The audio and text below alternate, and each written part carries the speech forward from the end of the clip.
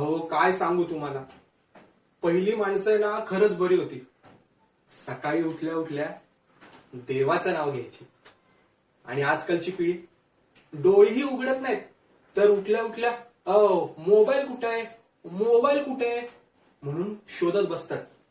आणि मोबाईलवर पाहतात काय, पहिलं काल टाकलेल्या रील्सला व्ह्यूज किती, लाईक किती हे बघत बसतात. माझ्या घरात आहे ना तर वेगळाच ड्रामा सुरू झाला बरं का. अहो परवा माझी आई भाजी चिरत होती. मी आईकडे गेलो आणि आईला सहज विचारलं, आई अगं आज जेवायला काय केलंय.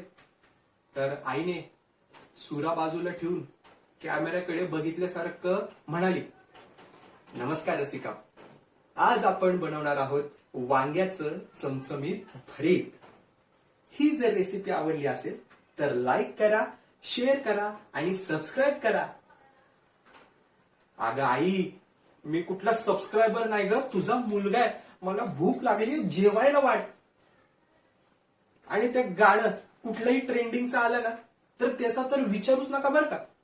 अहो आमच्या शेजारचे ते जोशी काका, वय वर्ष 62 बरं का. गॅलरीत थांबले होते बिचारे आणि मागून गाणं वाजलं. ते आजकालचं कुठलं ट्रेंडिंग गाणं आहे, हा याड लागलं याड लागलं, ते गाणं वाजलं.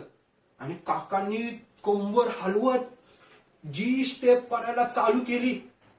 मी म्हंटल काकांची आजकाल कंबर राहतच नाही, त्यांचा मणका पण राहत नाही. म्हणून मी काकांकडे धावत गेलो. काकांना म्हणलं, अहो काका तुम्हाला फिट वगैरे येते का. काकांनी श्वास सोडत काका म्हणाले, अरे मला फिट नाही येते, मी ना रील्स करतोय. ही रील्स केली ना तर मिलियन मध्ये व्ह्यूज जातात म्हणे, मिलियन मध्ये. म्हणलं काका व्ह्यूज नंतर मिळतील पण तुमचे कंबर राहील का. मित्रांनो, हा सगळ्यांना बाजार झालाय, बाजार. काय तुम्हाला सर्वांना एक सांगणं आहे, मोबाईलच्या स्क्रीन मधून बाहेर या. माणसांशी प्रत्यक्षात भेटा, त्यांच्याशी बोला, त्यांच्याशी गप्पा मारा.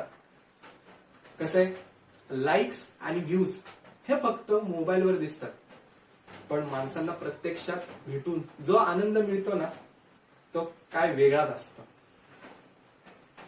तर काय, कसा वाटला माझा परफॉर्मन्स. माझा परफॉर्मन्स आवडला असेल तर लाईक करा, शेअर करा आणि सबस्क्राईब करा. धन्यवाद.